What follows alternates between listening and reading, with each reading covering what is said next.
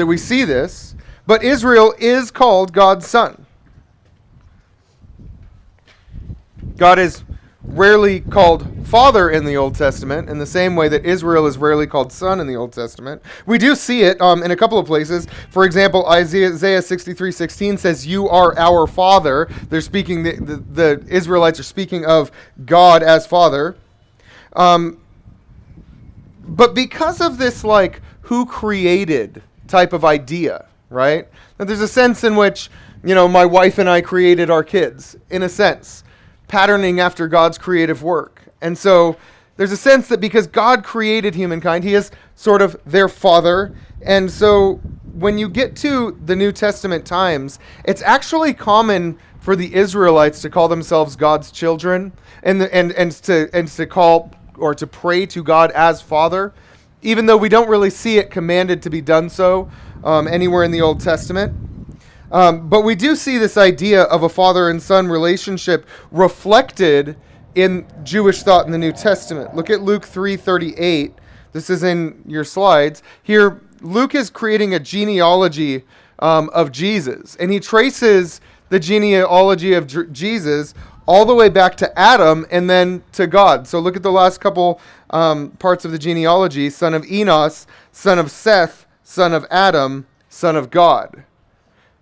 And you get this idea there that became very, very prevalent among the Jews in Jesus' day, that they were sons of God because they were sons of Adam, who was son of God.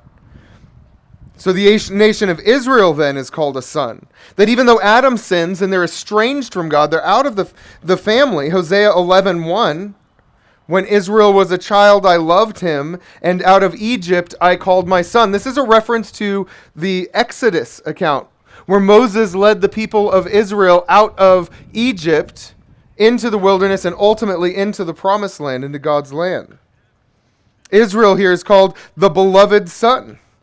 As God looked at all of the nations of the earth, he chose Israel as his own possession.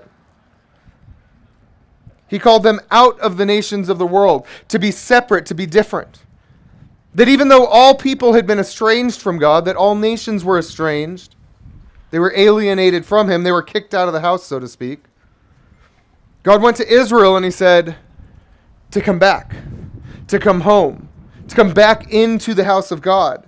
And he calls them out of Egypt, out of the world, and then into the land of Canaan that becomes the nation of Israel. And there they build God's house, the temple, so that the Israelites can be in the presence of the Father. So that Israel is God's son and God, Yahweh, is Father. And yet Adam rebelled. Adam was in the house of God in the garden, and he rebelled. He was kicked out of God's house, and Israel followed in that same pattern. Look at 1 John 3:10. This is how God's children and the devil's children became obvious. Whoever does not do what is right is not of God. It's that simple. For John, if you do the works of God, then you are a child of God. If you don't do the works of God, then he says you're a child of the devil. And so even as God calls Israel to be his to be his son, and they call God Father, Israel continues to rebel. They become estranged again, just as Adam was estranged. And just as Adam was estranged and all people after him were estranged, then those who were born in the nation of Israel are born estranged. They think there's something special about them because they're Israelites, but they're disobedient sons. I think of the story of the prodigal son here. In the story of the prodigal son, there's a father and he has two sons. And one of them goes to the father and he says, "Father, I would like my inheritance now while I'm young." And he takes his part of the inheritance and he leaves his father's house and he goes and he squanders all of his wealth on all types of immorality, and he finds himself broke and completely destitute. And this is what Israel did. They found themselves broke, completely destitute. They were subject to the other powers of the earth, the other nations of the earth, that in their rebellion against God, they received nothing. And they couldn't not even find their way back into God's house. Israel was supposed to be an obedient son who brought other sons out of the world and back to the Father.